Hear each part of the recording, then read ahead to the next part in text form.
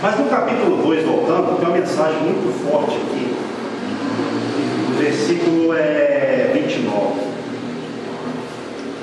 Diz assim, ó, capítulo 2, versículo 29, só para a gente não estender muito, né? Isso aqui Deus levantou um profeta para avisar ele. Por que pisais aos pés os meus sacrifícios e as minhas ofertas de manjares, que ordenei se me fizessem na minha morada? E tu, por que honras a teus filhos, mais do que a mim, para tu e eles vos engordardes das melhores de todas as ofertas do meu povo de Israel? Portanto, diz o Senhor Deus de Israel: na verdade, dissera eu, que a tua casa e a casa de teu pai andariam diante de mim perpetuamente. Deus falou isso mesmo. Porém, agora diz o Senhor: longe de mim tal coisa, porque aos que me honram honrarei, porém os que me desprezam serão desmerecidos ou desprezados, né? Então Deus tinha feito uma aliança com ele. Deus tinha feito ali uma aliança com ele. Deus tinha feito uma promessa a ele. Mas quem quebrou a promessa? Ele. Exatamente. Exatamente. Então, Deus tinha uma promessa de bênção. Tem pessoa que fala assim: não, os dons são irrevogáveis. Cuidado, isso é mentira. Isso é mentira. Ah, tá. A pessoa às vezes pode pecar e Deus continuar usando ela por um tempo, o dom dela, por um tempo. Mas isso não é receita também não. Isso é uma coisa que não é garantida. Porque nesse caso aqui, chegou a perversão a um ponto tão forte que Deus falou: eu vou extinguir esse povo, eu vou extinguir essa família do sacerdócio que está me envergonhando. Entendeu? Então essa história de os dons são irrevogáveis, a pessoa fala até bonito, né? Mas quando você vai para a Bíblia, não é bem assim. Está lá em Romanos, mas não é dessa forma que se entende. Então, qual foi o pecado dele? Ele honrou mais os filhos dele do que a Deus. E fala aqui, ó, para eles se engordarem das melhores de todas as ofertas do povo de Israel. Ou seja, eles estavam comendo e bebendo da casa de Deus e ainda desonrando. Eles usufruíam de forma perversa, além do normal, além do que era permitido e dado por Deus a eles, e faziam isso com perversidade, o que acabou redundando numa condenação severa. Comiam, bebiam, mas não serviam a Deus, não honravam a Deus.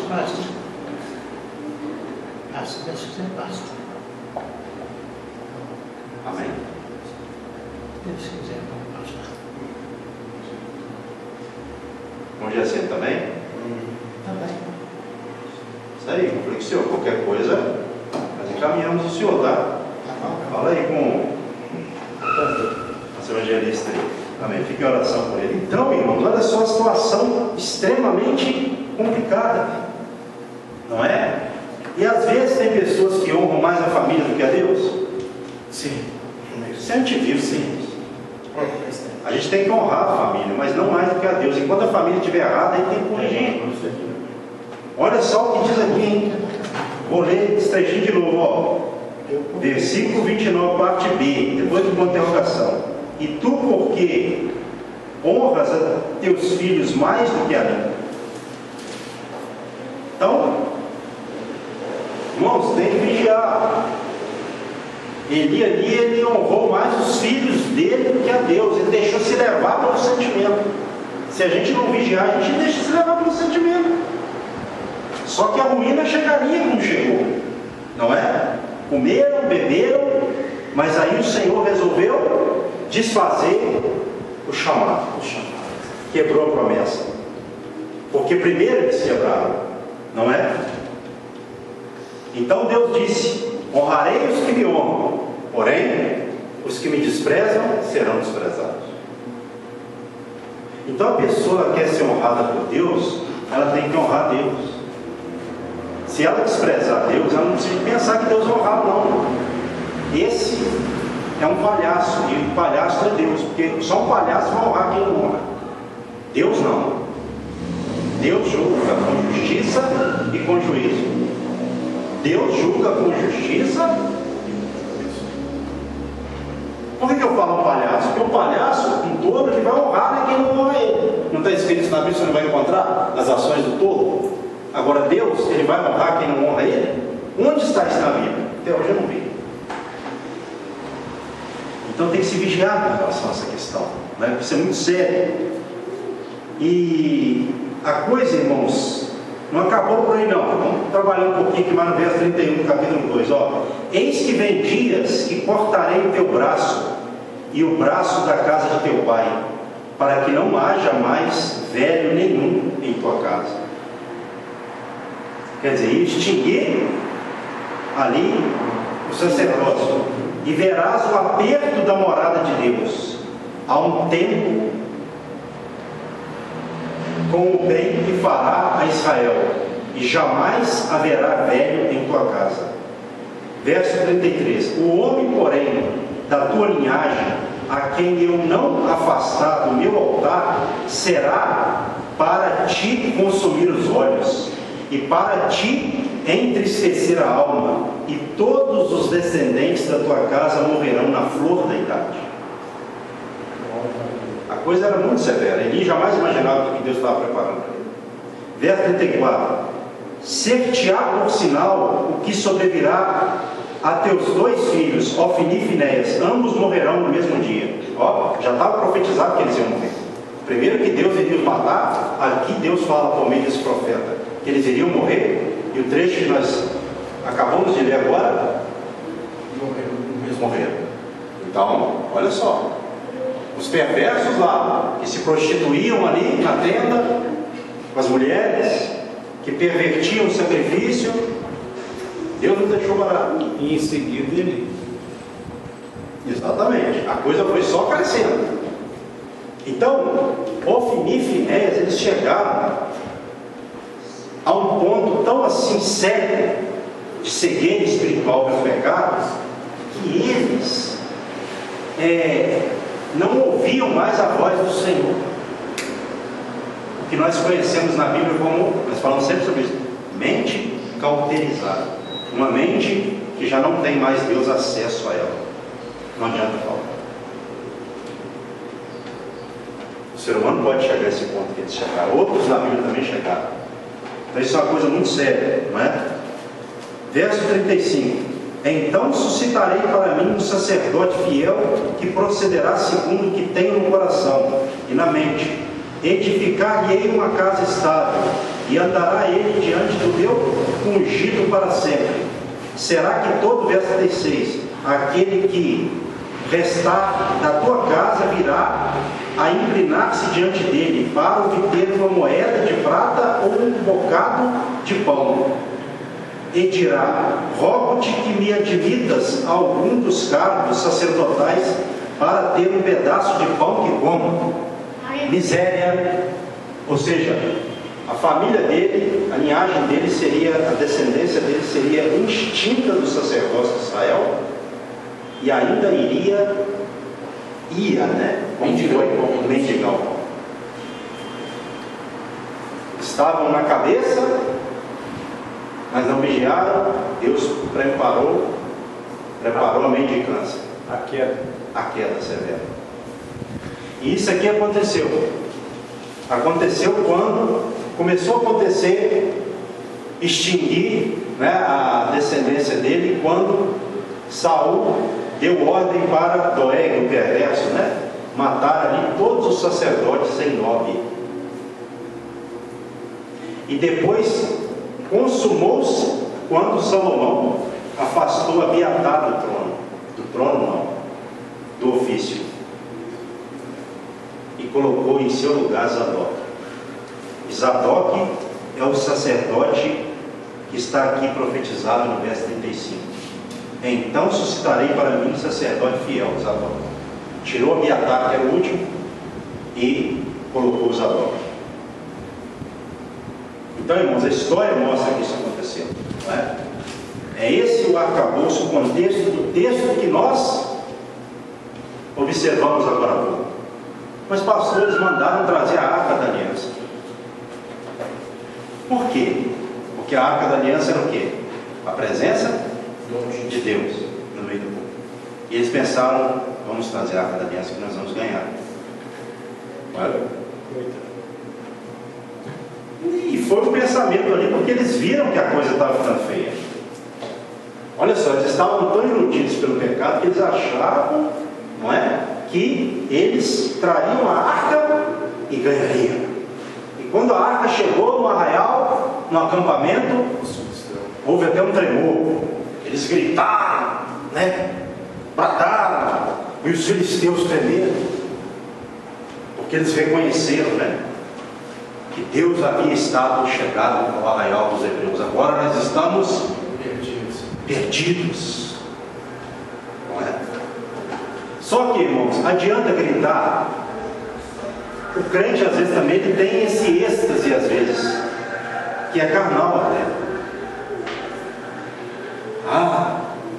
Nós vamos agora obter uma vitória, Deus vai dar vitória. Às vezes a pessoa ela vai cometendo uma série de erros e depois ela quer recuperar tudo numa hora só. Mas no tempo que Deus falou, não ouviu.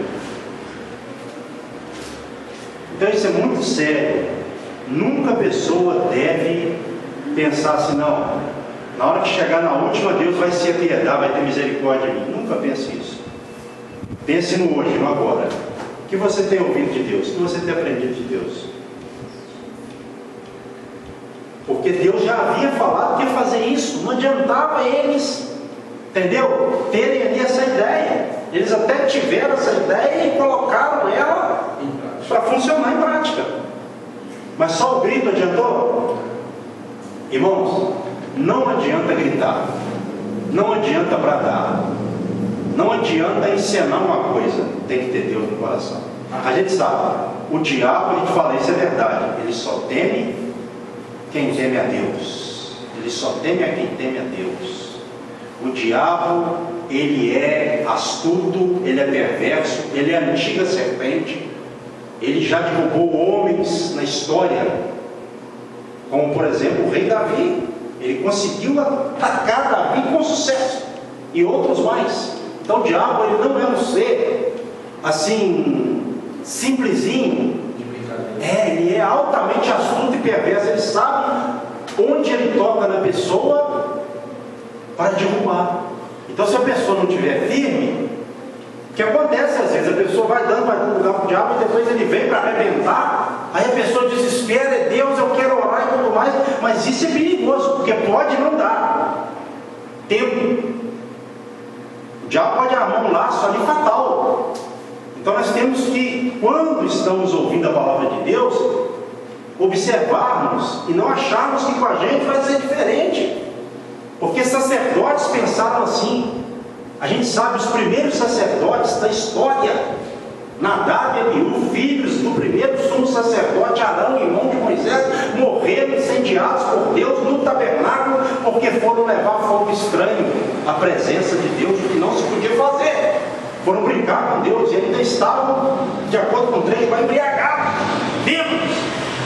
Irmãos, a história mostra que com Deus não se brinca. E aí adianta gritar? Não. Um dia desse uma pessoa estava conversando comigo, eu disse para ela assim, olha, o diabo, a gente conversando ali tudo sobre, às vezes até essas lutas com o diabo que a gente tem, né, expulsão de demônios e coisas do tipo, eu falei assim, olha, o diabo ele não teme uma pessoa por ela estar gritando só. Cada um tem um jeito de expulsar. Tem pessoa que às vezes fala mais alto que é o tom de voz dela. Não é que ela está querendo encenar algo ali, não é? Aí eu disse para ele, mas a gente tem que preocupar-se mais com a autoridade que vem de dentro. Ou seja, como está a sua vida, a minha vida, a nossa vida. Eu estou falando do que mesmo você estando com a sua vida no altar, você vai expulsar qualquer demônio facilmente, não, porque tem demônio que é cascudo, que é bravo. Quem sabe disso, quem já lidou com isso, lida com isso, sabe. Cada caso é um caso.